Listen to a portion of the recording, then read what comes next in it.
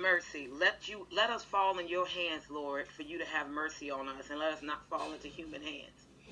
I'm coming to you today, guys, because I was thinking about everything that's going on in the world right now with the riotings, with the social injustice, with the murders and the killings of black people by the hands of police officers and other things like that, with the uproar, with the youth want to fight for their rights and fight to be treated as human beings, with everything going on with the coronavirus and the world shutting down, and we're not able to kind of get in groups, and we have sickness, a plague upon the land, and sickness upon the land.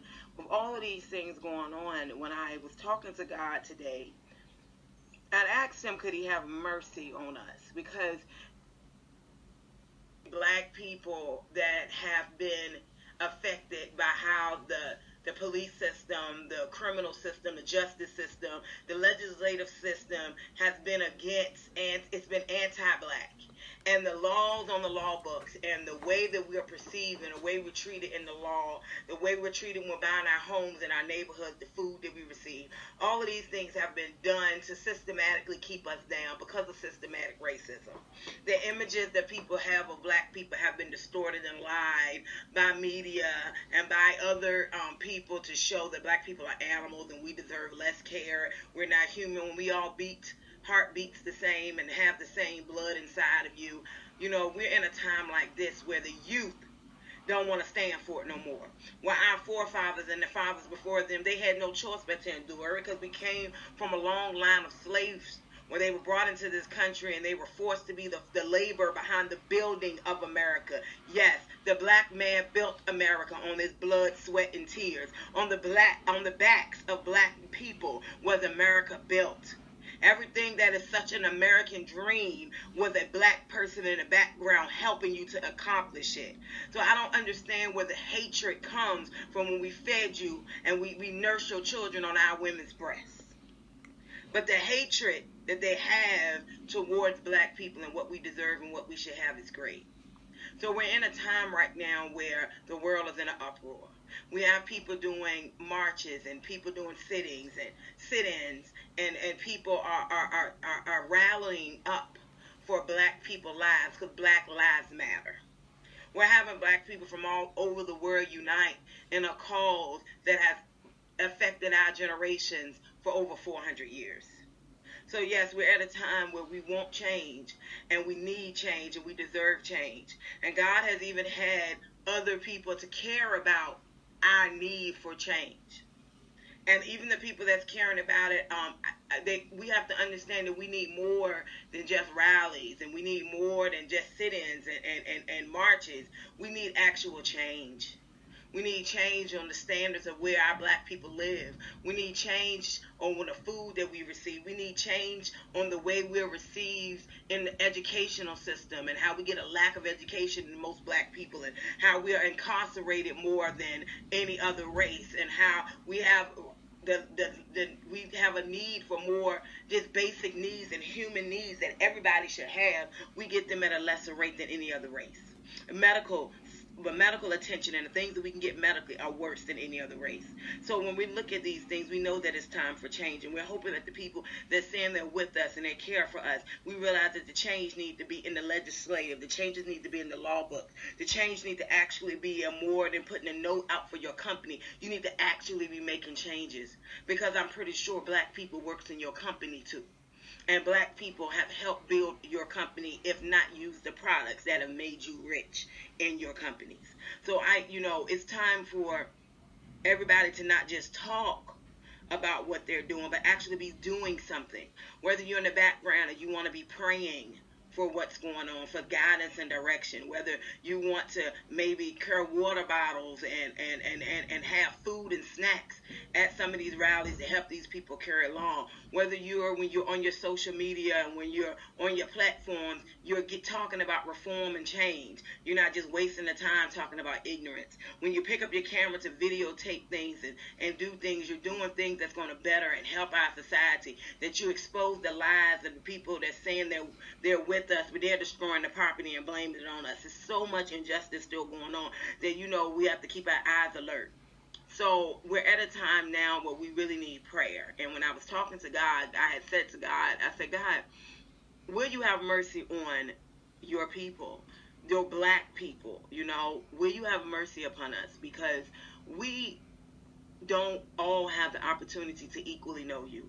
Some black people were born in the church, and they knew the church, and they was raised in the church, and they went to church every Sunday, and they were God-given. They were this soul-slaying, speaking in tongues. I get it. I've seen it. I've lived it. I know it. I'm doing it now. I was advantaged because even though my perception of God was warped, because I was in the church in that generation where we had so much corruption in the church and everybody acting like they don't sin, so you give the misinterpretation to the young people. So the young people idea of God is warped, because my idea of God was warped. I had a very tumultuous relationship with God. I grew up in the church, but in the church the ministers were sleeping with the young girls and their mothers. So we were touched at young ages. We were brought into perversion young, where things were done in the church that wasn't right, where there was a lot of stealing from the pulpit, and there was a lot of lying and misusing of funds, and people sleeping with the gin, as Lauryn Hill said. It was a lot of that going on, but you're damning other people and you're turning other people down, and just because people can't see your sins, you have a lot of sins of the spirit and not necessarily sins of the flesh. So my idea of God was warped too. But with all of that being said, I had to learn how to love God at an older age. I had to learn how to find God for myself. And if God didn't have mercy upon me, I would have never found God for myself. I would have stayed out in the world making those decisions that were killing me, that were destroying my life, my future, my children, bringing on things in my life that brought destruction to me. I ran to ministers and churches thinking that I was just going to find God. And I found out at a lot of these churches, the ministers were horrible. They didn't care about people's soul. They cared about their pocketbooks, and they cared about their idea of what they wanted their ministry to look about. I mean, I ran into ministers that they talk about their saints and run them down, and they're very gossipy and slanderous and very bad. And it wasn't really about your soul being saved and your life being changed. It was about what benefited them. And when you didn't benefit them anymore, they wanted to throw you away. I had a pastor that did that not too long ago, and that thing broke my heart. And God had to let me know, stop chasing after man for your salvation. Stop looking at other people for your salvation. The black people had that same problem, because a lot of black people don't know about God the way they should, don't have a relationship with God like they should, because of colonialism and because of slavery. They were taught that they should love a white God, and Jesus is white, and everybody in the Bible is white, and you have to be white to be right, and whiter than snow is because you need to be white and you need to be cleansed. This is not the image that God had for his people. This is not the image. And woe unto you that's caused God's people to stray. Some of us didn't grow up in God because of our situations, because of our life. They didn't believe that there was a God that cared for them and a God that wanted them. So they didn't teach their children to pray, to reverence that God. So I was asking God today, and I was like, God, can you have mercy upon us? Because a lot of us never got the chance to know you. A lot of us didn't get to know that you're a good God, and you're ready to forgive, and you're plentiful in mercy upon all you do. They didn't understand that your mercy is forevermore, and your covenant with us is steadfast, and you love us, and you want to bless us, God, and that you're here for us, and you made us in your image, and we're wonderfully made.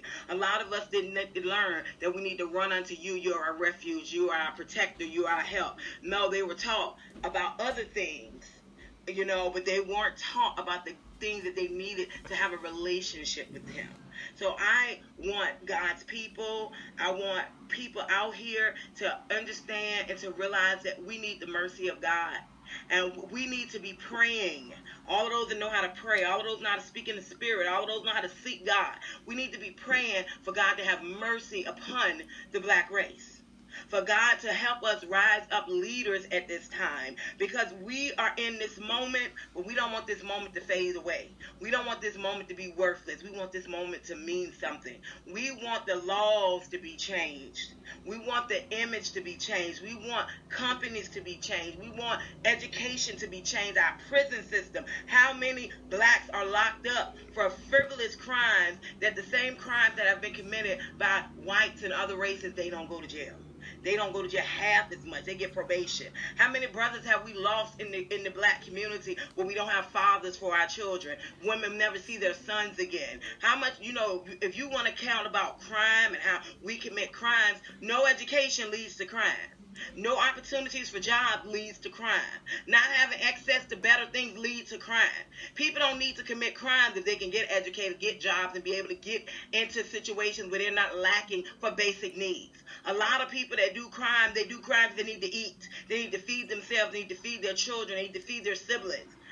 So it's more to us just committing crimes.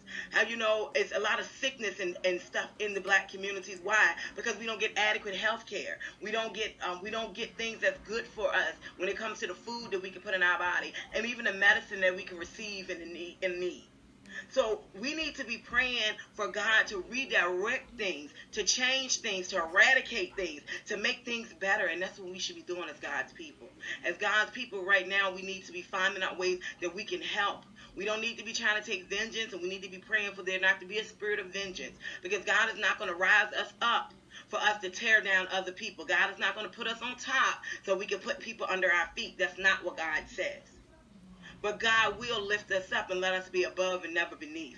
God will bless us that the things that we need and the things that we need of Him and we need for our life and we need for our survival, that it can be done. There can be a realization that we can have a United States where we're actually united and it's justice for all, not just for a particular set, which, you're in the population, but we're in the population too as black people, and we're not counted. So it's more than just voting in November. It's actual changes that need to be made in the law books now. We need God to guide the right lawyers, the right activists, the right people, the right situations, so there can be actual change in everything that is being done, so we can get the right loans, so we can get the right homes, so we can get the right education, and we can get the right jobs, and we'll be able to provide for our family like everyone else, and it's equal. It's not you're black, so you deserve less. I'm going to give you a higher interest rate. I'm going to put you in a bad neighborhood. I'm going to put my foot on your neck, and I'm going to kill you, and I'm not going to value your life. And we need God to change the attitudes of the people that need to be changed. And for God to not let their heart be hardened like Pharaoh, and they continue to not let God's people go. It's time for them to let God's people go. It's time for us to be let out of Egypt. But to get out of Egypt, our hearts need to be right with God. We need to be praying for God to give us the right Moses to lead us. We need to be following Moses. We need mercy upon us, because the mercy that God give us is going to bring us out of this situation. We need mercy that when we're speaking the truth and when we're showing things, that they don't kill us, that they don't stop us, that when this time is over, it's actual change. So God's people, please be praying for God to have mercy upon us, because some of us didn't get to know and still don't know who God is. Give us a chance for Him to show us who He is